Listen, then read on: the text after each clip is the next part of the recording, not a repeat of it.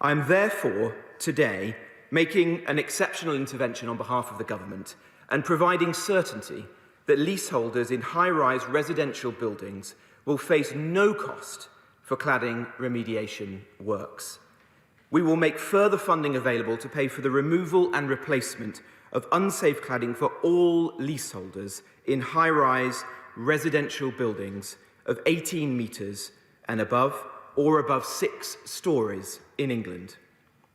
We continue to take a safety-led approach, and this funding will focus on the higher-rise buildings where the independent expert advisory panel tells us, time and again, the overwhelming majority of the safety risk lies, in line with the existing Building Safety Fund and the anticipated scope of the new building safety regulator that we're establishing and will shortly be legislating for.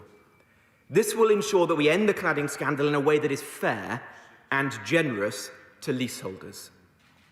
Secondly, for lower and medium-rise blocks of flats, the risks are significantly lower, and the remediation of cladding is less likely to be needed. In many cases, it will not be needed at all.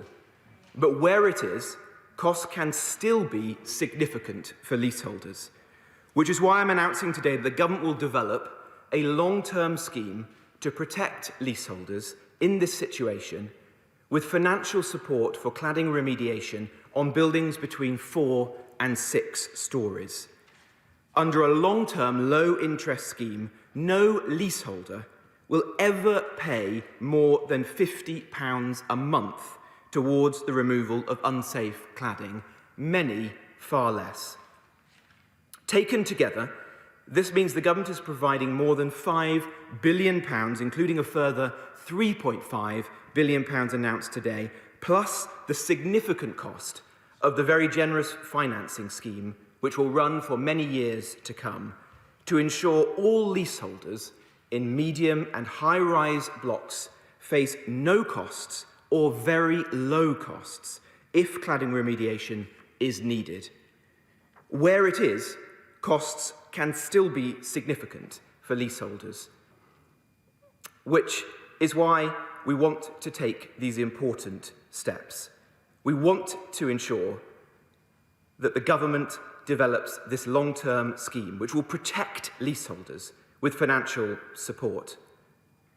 Taken together, this means that the government helps leaseholders to move forwards with greater certainty and more confidence about the future. Thirdly, whilst the problem is not one of leaseholders making, it is also the case that it cannot be right that the costs of addressing these issues fall solely on taxpayers, many of whom are not themselves homeowners and can only dream of getting on the housing ladder. The government has always expected the industry to contribute towards these costs, and some have done so. Today, I'm announcing that we will introduce a Gateway to Developer levy that will be implemented through the forthcoming Building Safety Bill.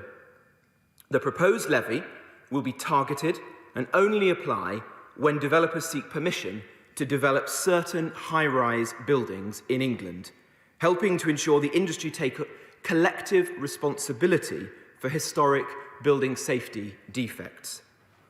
In introducing the levy, we will continue to ensure the homes our country needs get built and that our small and medium-sized builders are protected.